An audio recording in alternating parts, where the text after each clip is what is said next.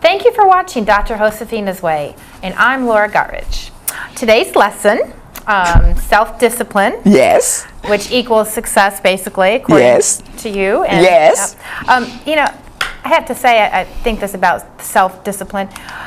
Typically, we think of somebody being very disciplined as being boring and not fun to be around. But really, the truth is, those are the people you want to be around, because those are the people that you can trust, and they're successful and responsible. Yes. So I was reading through the lesson, and it says that we have to make ourselves. You really have to make yourself do these things that make us disciplined. You know, it's so easy just to kind of be lazy and not get the things done that we need to get done. Exactly. So you place a great deal of importance on self-discipline. You're obviously a very self-disciplined person.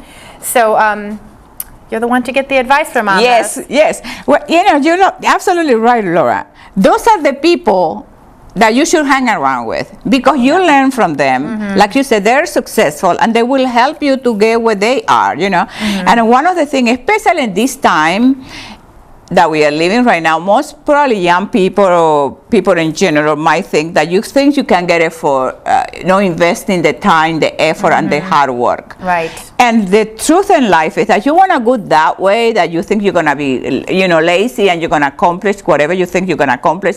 You are in a delusional world. Right. You know, because the essence of life, the maturity of life, the power of life come from that self-discipline, that development. You know, like you set your mind, I'm going to achieve this, I'm going to go to college, like you did. Right. You know, you set up your mind, I'm going to go to college. And that took discipline. It did. Because you didn't have. I was older. Yes, you didn't have to. Exactly. How long did it take you to get from here to where you're supposed to be? An hour? Oh, a little over. I had to give myself an hour and a half, and sometimes I had to be in class at 8:30 in the morning, all the way in Orlando. Oh, exactly. It was terrible. Exactly. But what made you finish?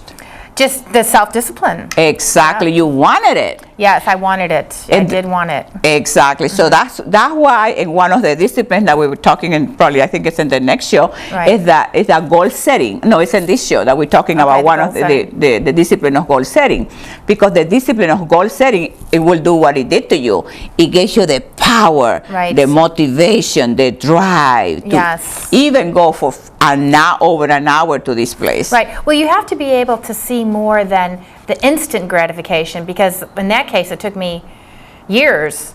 But you do mention with the self-discipline that there is sort of an immediate benefit. Yes. It's kind of different than that, because doing the commute, you have to be able to foresee the positive outcome. But just being disciplined, though, gives you that immediate. Absolutely. It gives you self-respect. You know, when you set up to do something and you accomplish that, you feel good about yourself. Of course, the self-discipline, the self-image, you feel good about yourself. It gives you that self-esteem, the confidence. That's the instant gratification you're talking about. So it's worth it. Right. Even though you're not you may not have the outcome immediately, just the thought that you are disciplining yourself going toward that outcome gives you that instant gratification. Absolutely. And that's what a lot of people have to understand, because it's kind of a gray area, because the act of discipline itself can be kind of a tedious thing. Yes. Like say a ballerina learning how to do pirouettes and whatever a ballerina has to learn.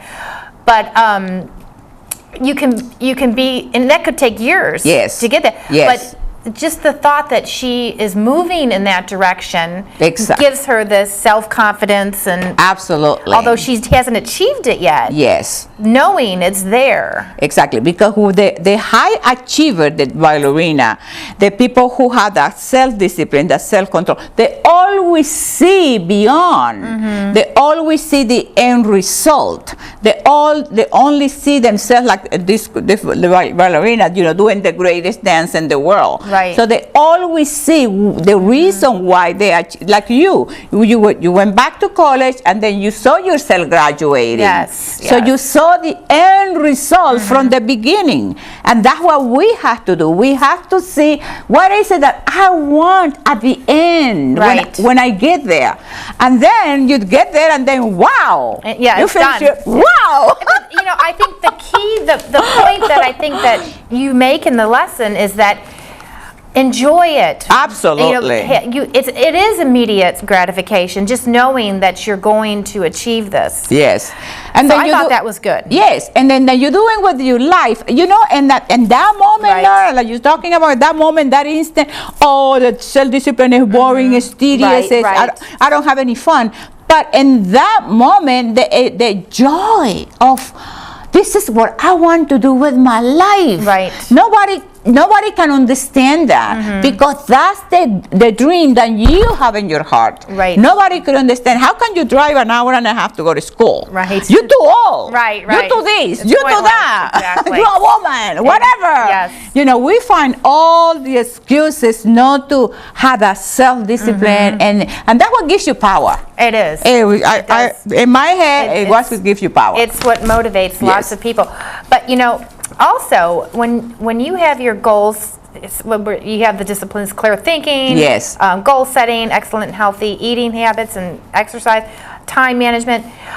When we do all those things, it doesn't mean that we can't relax and enjoy ourselves at the end of the day and have a drink or whatever it is. Absolutely. Watch a movie. And I think that when you are a disciplined person and then the time to relax comes around, you can enjoy that R&R time a little bit more than someone who kind of just lays around all day because you feel like you've earned it. Absolutely. Absolutely. But if you're not a goal setter and you just kind of lays around all day, you didn't earn that cocktail at the end of the night or that movie or that just playing a board game or whatever. Yes. So I think those people feel like they're always in this like lazy limbo. No, and I think it's because you make a great point because it's a confusion in that, yes, because you work hard, you do, and the thing is that we talk about working hard, when you're doing what you love and you discipline yourself to do the thing. For instance, my coach made me press leg 500 pounds. I will never do it myself,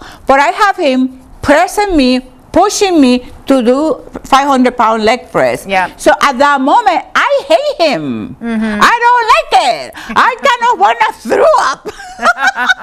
I'm crying. And you know what? Then I see myself. Why am I doing this? And the accomplishment that, wow, I did it. That's what it's all about. Yes. That moment, that instant, doing what I want to do. I'm doing this because I want to do it. Right. I think that's the whole trick. Right, and get the most out of it. Absolutely. You're putting the time in it. You might as well get the most out of it. Absolutely. And then, a last point I think to make about making a list. Yes. It sounds silly, but do it because it helps. Yes. When you see things written down and you actually check off the list, you can see whether or not you're getting your things done. Yes. Yes. So, and then you talk about your system of A through E, marking them in order of importance. Absolutely. Great idea, because too. it keeps you focused. Yes. This paper keeps falling apart. So let me put it right here behind me. Get rid of it.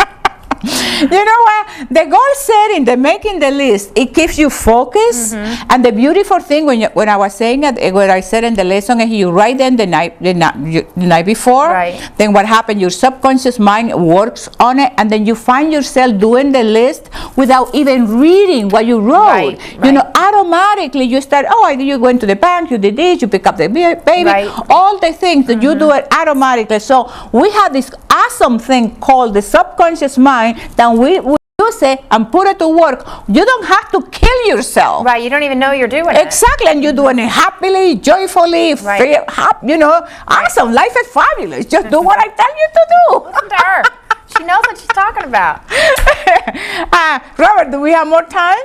Oh, baby, we gotta. We talk too much. Well, she's on fire today. Facebook, Twitter, follow us, email. Please send your comments. Everything, do everything. Follow us. Believe me, trust me. Bye, baby. I am Dr. Josefina Monasterio with Healthy Power TV. And I'm Laura Guttridge. Dr. Josefina, what kind of fantastic show can the viewers expect to see next week? Well, next week we're going to finish the other 4 qualities for self-control and self-discipline. So it's 8 of them, so we divided in 2 shows.